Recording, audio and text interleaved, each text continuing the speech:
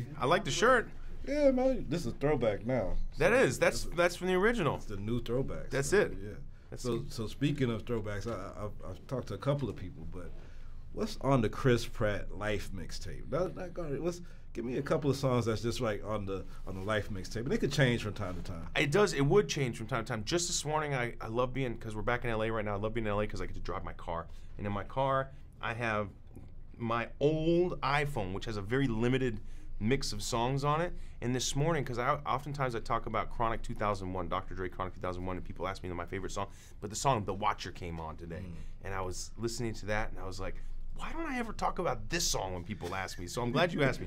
So it's that, but also there was the White Stripes on there. There was the Highwaymen was on there. You know, I think, I had my workout mix playing, so I had the theme song from Karate Kid on there. I had, you know, you're the best around, nothing's gonna ever keep you down. So I had that. That gets you pumped to work out. I'm sorry, but it does, man. I feel all of a sudden I'm like Johnny, or I'm like, you know, Daniel-san in the Karate Kid, and you know, going through a training montage. So yeah, those would be some of the songs. Your story, your origin story is kind of amazing, because I mean, you always hear about people that worked as a waiter and they try to get discovered, but this literally kind of really happened for you. Like I mean, was this like strike of luck, or was this really something that happens in Hollywood a lot? Is this? You know, you hear from time to time stories of that happening and people being plucked from obscurity and their lives being forever changed by some twist of fate or divine intervention, whatever you believe. And that's what happened to me. That was my story, man. That's how it happened. Wow. I was just had completely submitted to the circumstances of my life, and was like I was already there. It was like I had already arrived where I was supposed to be, and I just got picked up, put down here, pat on the butt, move forward, and cut to some 16 years later, and here we are. All right, first you flick this switch, then this switch. That activates it. Then you push this button, which will give you 5 minutes to get out of there.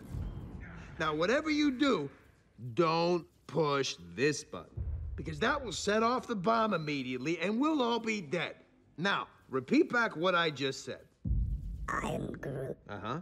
I am Groot. That's right. I am Groot. No! No, that's the button that will kill everyone. Try again. I am Groot. Mm-hmm. I am Groot. Uh-huh. I am Groot. No, that's exactly what you just said. How is that even possible? Which button is the button you're supposed to push? Point to it. No! Hey, you're making him nervous! Shut up and give me some tape. Does anybody have any tape out there? I want to put some tape over the death button. Yeah.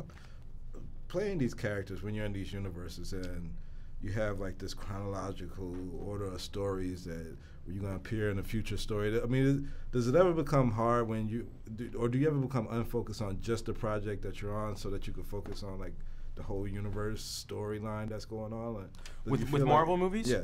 You know, one of the things that's the reason I believe, one of the many, many reasons why Marvel has been able to continue being a prolific hit maker is because of how controlled they are with creating movies that all exist under the same umbrella. The Marvel Cinematic Universe, Kevin Feige and the guys at Marvel are in charge of that. And so I don't ever really have to, I just put my trust in them, and if I have a question, which oftentimes I do, they always have an answer for it. So everything is calculated and thought out in that way. And you know, they make some shifts on the fly based on whether something works or something doesn't work.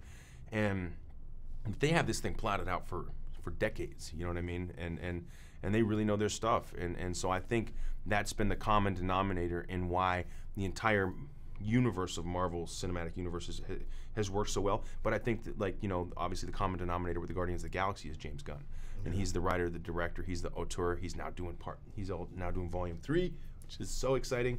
And you know, it's his imagination and his ability to kind of bring these things to the screen in his way with his voice, and Marvel's trust in him that's why the first one works so well, why the second one works so well, why the third one will, work as well.